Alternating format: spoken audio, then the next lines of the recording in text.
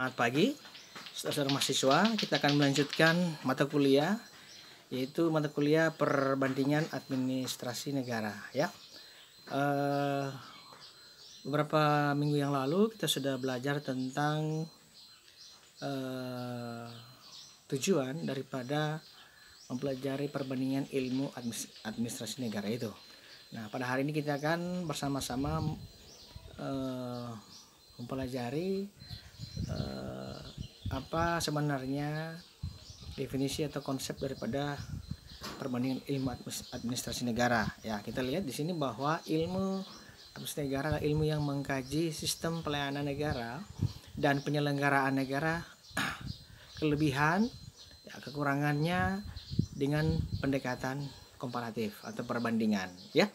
Seperti itu. Jadi kita akan melihat bagaimana sistem pemerintahannya, bagaimana sistem penyelenggaraan negara, ya, bentuk pemerintahan, ya, suprastruktur dan infrastruktur politiknya, ya, seperti itu. Oke, kita lanjut. Nah, hal-hal yang akan diperbandingkan yang pasti, yang pertama adalah bagaimana kondisi wilayah suatu negara, ya. Kondisi wilayah suatu negara, kalau kita di Indonesia berdasarkan batas-batas teritorial, kita ini kan negara kesatuan, yang artinya kita terdiri dari beberapa wilayah, ya, termasuk provinsi, ya, yang dalam satu kesatuan Republik Indonesia, sehingga ada batas-batas teritorial atau batas-batas yang diakui oleh negara maupun negara lain seperti dalam Persatuan Bangsa-Bangsa atau PBB, ya.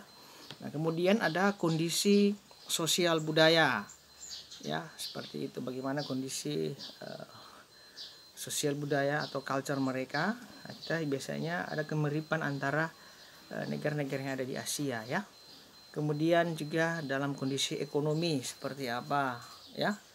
Ingat bahwa Indonesia pernah mengalami krisis moneter pada tahun 98, ya, dan seterusnya, di mana kita mengalami krisis keuangan sehingga ada beberapa bank-bank, ya, bank swasta yang likuidasi atau ditutup karena membebankan anggaran pendapatan belanja negara itu, ya. Kemudian di poin keempat ada kondisi politik.